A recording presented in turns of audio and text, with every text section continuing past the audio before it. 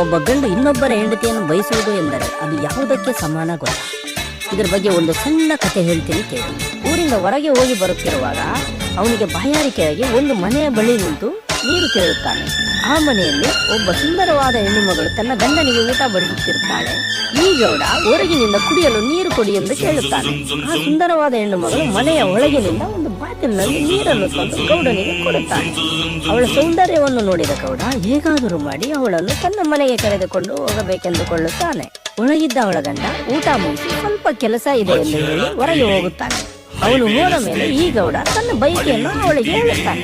ಅದನ್ನು ಕೇಳಿ ಅವಳಿಗೆ ಆಶ್ಚರ್ಯವಾಗುತ್ತದೆ.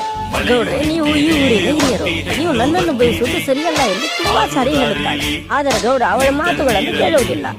ಅವಳು ಬೇರೆ ದಾರಿ ಇಲ್ಲ ಎಂದು ಸರಿ, ನಾನು ನಿಮ್ಮೊಂದಿಗೆ ಬರುತ್ತೇನೆ, ಆದರೆ ನೀವು ಮೊದಲು ನಮ್ಮ ಮನೆಯಲ್ಲಿ ಊಟ ಮಾಡಬೇಕೆಂದು ಹೇಳುತ್ತಾಳೆ. ಸರಿ, ನಾನು ಊಟ ಮಾಡುತ್ತೇನೆ ಎಂದು